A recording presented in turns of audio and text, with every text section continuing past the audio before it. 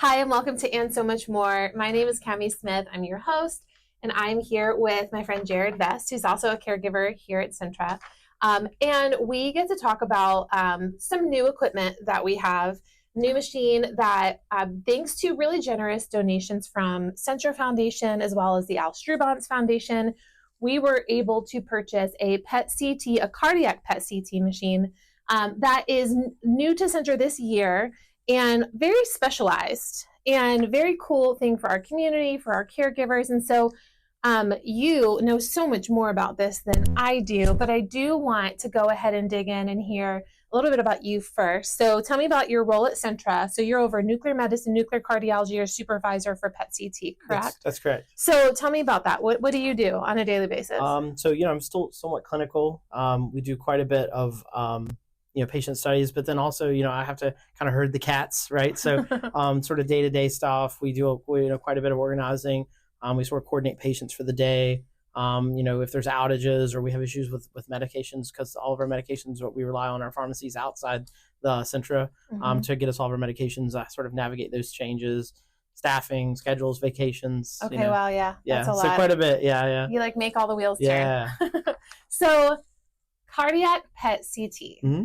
Why? Well, first, what is it? Tell us what that is. Yeah. So traditionally, but I guess we kind of have to go here to go there. So traditionally, Centra has always done SPECT, and SPECT is it's an acronym, kind of like SCUBA, right? So SPECT stands for Single Photon Emission Commuted Tomography. There's no quiz at the end of this, but basically, we're doing that. It's a way to image something in 3 dimensions. A way to think about it is like if you close one eye and you look at a pencil on its end, right at the pointed side, don't run with it. But if you turn it, you can see that, if you only have one eye, it looks 2-dimensional until you turn it, right? And then it looks 3-dimensional. And so that's sort of what you're doing in SPECT. Is so we're injecting the medicine. We're then rotating the patients. The scanner rotates around the patient and grabs that heart and all the ways around it, right? The beautiful part is that PET, the goal of the exam is still the same, right? We're still looking at blood flow to the heart, being able to figure out how well the heart is performing under stress and rest conditions, making sure it's getting enough blood flow for both. So the main core of the exam is relatively the same. The difference, though, is that PET is able to acquire that. Instead of turning, it actually is acquiring it in 3D all at once. Oh, wow. So that part's very different end result. Very much a different end result. Yeah. Okay. Yeah. Wow. So. Okay, that's fascinating. So I'm going to try to find a picture and insert here so you guys can kind of see what he's talking about. I can send it. Yes, thank you. So when we're talking about preventative care, long-term management, and really heart disease, what does this mean for our community now having this technology? I think unfortunately as it is, I'm from rural West Virginia, and extending into this region, our access for the demographic of patients that we serve here, their access to, thinking that they have to go to UVA or Duke or somewhere to have this adequate level of care, it's right here now, right? Yeah. So it really means a lot for our community that we can serve them at such a high level.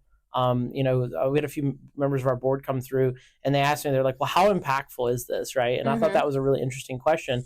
And it was the one question that it kind of took me a minute to think about it. And I said, my answer was it was paradigm shifting. So the only way to put it, we're going from something that was probably extremely, definitely okay, but really getting antiquated as we sort of look forward. Yeah. We almost took 2 giant leaps forward. We skipped a whole thing. I love in order that. to get that, right? So quite literally paradigm shifting. So it's a big deal for those of you who are coming into, Centra HVI for any kind of cardiac heart disease. This is huge. You don't have to go to UVA. You don't have to make that drive anymore. We have this functionality right here in Lynchburg at LGH. Yeah, our PET scanner is at the Strubance CVI Pavilion. Okay, so I keep hearing this term gold standard. So what does that mean when we're saying this is a gold standard? Yeah, I mean, so in healthcare, we a lot of times if anybody's ever been to the hospital, there's lots of redundancies built in things. If we can't do a CT, an X-ray, right? You know what I mean? If we can't do an MRI, maybe there's some sort of equivalent, right?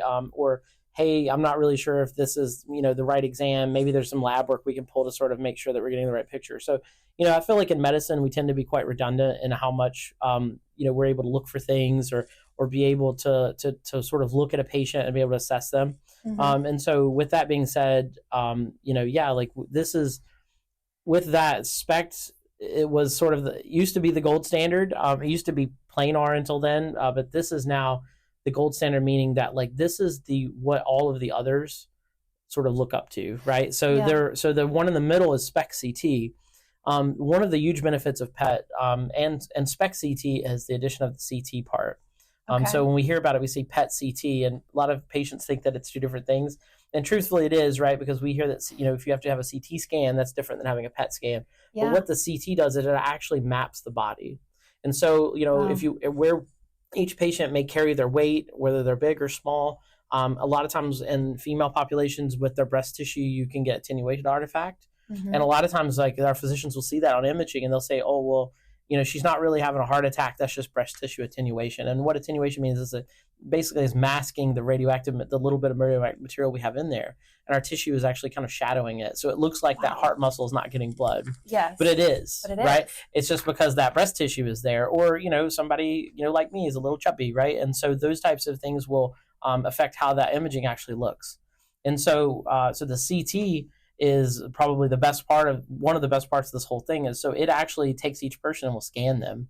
Wow. and find out where their densities are and where they are not, and it will adjust the image to make sure that it's accurate. That's crazy. So it's kind of leveling the playing field and making this accessible for everyone, not just technology that's created for your type A individual who is going to fit the normal category. Right.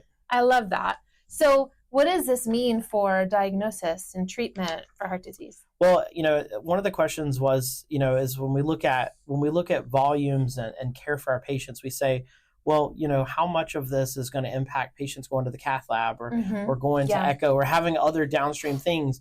And I think the best way to answer that is to say that this gives us, our physicians, the best information they need to make sure that the right patients are going there. Okay. Right. If you don't need a heart cath, don't have one. Right. Like there's no need to have things you don't need. Right. Like I think in this generation, as it's almost like pop culture now. We don't take things we don't need. Right. Mm-hmm. And that maybe a little older generation maybe would maybe just kind of just keep doing what their physician says or whatever. Yeah. But now everybody is very questioning, and I think that's great to be a part of your own healthcare. Absolutely. And so I think this is another way for our physicians to make sure that we're informing our patients that they can also be a part of that decision to help them make the best decision. And so in cases like this gives us the top-notch information service and say, hey, you know what? I still think I see a little something. Let's maybe run to the cath lab, and if we see something, we can take care of it. Whereas before, it's like, this is really indeterminate. Mm-hmm. The next step would be this. I love that. Right. And so it's making sure that we're sending the right people to the right treatment and that they're getting the right care. Well, and it's eliminating probably redundant or unnecessary things that, in the past you just do to make sure and to cross your T's and dot your I's. That's right. We can see more clearly on the front end to make better decisions on the back end. And I think that means so much to our community who, nobody wants huge hospital bills, right? Like we just want the things that we need. Let's get straight to the point. Let's find out what's going on. And I think this is huge for that. So you mentioned an older population. What is there like a specific demographic or a specific population that this is going to mean the most for? I mean, really I think it's just the region, you know what I mean? Like, having just really, we can scan anybody, right? Yeah, for sure. And as sad as it is, heart disease sometimes doesn't really discriminate on age. There are, you can pull literature and look at specific demographics and say, African American males from 50 to 65, maybe more likelihood of having prostate cancer or heart disease, or whatever, or white males at this age may be more inclined to have lung cancer. And so I think really at the end of the day, we can always pull stuff like that. But ultimately, in my experience so far, even our patient population has been pretty fair. It's just whoever really needs one and needs to make sure that their heart's working okay. Yeah. So it is pretty cool. And the likelihood of them actually having a cardiac event with PET CT after having one and it being clean is about 1%. Oh, wow. So that's huge. So rest assured, absolutely. Yeah, statistically it's about 1%. Yeah. So that's we awesome. had this machine for how long?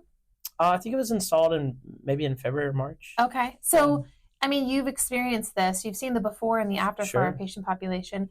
What would you say is just your biggest takeaway? Or like, what is I don't want to say the most exciting part of it, but like as a clinician, like what is that like to see something like this that can change so many people's lives? It's really nice to know that you've caught something.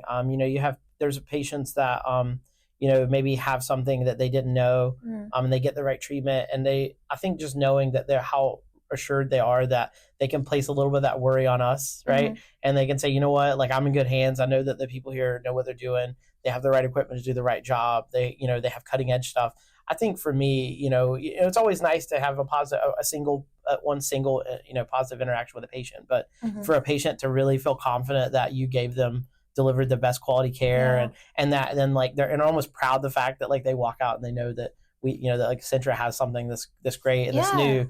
To me, like that to me is like, and as a leader now, like that for me has always been more exciting. So so they can walk away knowing that. Well, it's very cool to think about the things that Centra, at least from my perspective, in the 5 years that I've been here, they look at the community needs health assessments. They look at where are our most vulnerable populations, what do our patients need the most, and then we have these incredible partners like the Centra Foundation and the Al Strubans Foundation as well, who help us provide things like this based on the needs that have been identified. And that's so intentional. That's not just, hey, bright new shiny machine, let's do it. That's saying, what is going to further our patient outcomes in a way that is going to change lives. And then something like this is brought in. So I think you're right. I think that it says something when you can brag about your local health system and say, hey, we have this thing, because it's going to help so many people, especially with heart disease. And we do see so much of that in our area. Well, is there anything that I haven't asked you that you feel like you just really want our patient community to know? I mean, I guess for one is, if you feel like you've had something, you've pushed it off, right? Know that this test, it only takes about 20 minutes. Total time in the hospital is maybe an hour and a half. That's nothing. And the meanest thing we're going to do to you is start an IV, right? I mean, other than that, it's really not that bad. But and it looks about like the size of like a CT scanner, maybe about two of them put together. So it's pretty open in there. And the whole thing's done in like 20 minutes. You walk out, there's no anesthesia, like you're not even radioactive by the time you go there, I mean, so like, it really, and really before this, you're talking like a 3 or 4 hour endeavor, to do this. And we're I didn't know that. 4 hours to about 20 minutes for the actual procedure. Okay, I mean, that alone, you should have led with that. Yeah, I mean, like that's huge. Like, you could like literally do that and then be like, all right, and like I'm gonna go hop on a Teams call or whatever. Wow. Like that's unreal. Yeah. Awesome. Minus getting all the glue off of here for the KG leads. That's not anybody's favorite part. Well, thank you for sharing this with us and for kind of giving us an insight. I know when we talk about with our community, like, hey, we have a new cardiac PET CT, like for the longest time, I just had no idea what that was. And I think that our average patient, unless you live this, and this is your, like, you're living in that cardiac world, having a better understanding of what's available here is going to be huge. So thank you for sharing. Yeah, you're welcome. I definitely think, probably the only other thing I would say is, advantages over traditional SPECT imaging. I mean, not only can we just image the heart, but we can actually watch the blood perfuse into the heart muscle or actually get absorbed in the heart muscle. Okay. And not only can we watch it, and then I want to one up that, not only can we watch it, we can actually quantitate it, which means like we can assign it a value, like in milliliters per second or milliliters per. And what does that tell you? And basically, like, it allows us to assess a patient's ability to actually have extra blood flow on demand in the event you need exercise, right? Because as you and I are sitting now, hopefully our hearts are beating. But basically, we have a certain amount of blood that needs to go to the heart, right? But then if we go and take off and let's say we need to run across the room or or run up a set of stairs, right? Our bodies need blood, our blood chemistry starts to change, and that tells our heart that it's like, hey, we need more resources, and we need to get that blood to you. Well, the heart also needs its own resources. Yeah. So it has to feed itself blood so that it can also meet the demand of the body. Okay. And so when stress happens, a lot of our arteries and veins will dilate to make up for that extra volume of blood that we need to do whatever exercise that we need to do. And so we can measure that now with this piece of equipment, that we can actually measure how much of that you have on hand as what we call reserve. Okay. And we can map that. What that then allows us to do for imaging, we can image it, we can quantitate how much of it is present. And then it also then allows us to not even look at the ability for us to see smaller defects is way higher than it was prior. It had to be a relatively, decent size defect, meaning like an infarct or a blockage somewhere, for us for the scanner to see it. And it's sensitive. I mean, it's not bad, right? But this now is we're finding what we call microvascular disease, which is tiny blockages that you may not even know that you had. That over time could lead to big issues. Yeah. Wow. Okay. So that part of it's cool. They do calcium scoring with it. And then I would say for the future, and we maybe talk about this a whole nother time, is like, what else does this test lead to? Well, obviously we send patients to cath, but sometimes the next step after that, it's like, well, we can cath it. We don't know if that heart muscle is still alive. And then we're going to introduce another program, hopefully into this year, beginning of next year, where we then are going to be able to use that same scanner and actually be able to assess whether that heart muscle is still what we call viable. Wow. And it involves a little bit of funny blood chemistry. We mess with the patient's blood sugar a little bit, and we can actually assess whether that heart muscle is still alive to even know if the intervention is worth doing. Wow. And so again, getting the right patient to the right study, the right intervention. Yeah.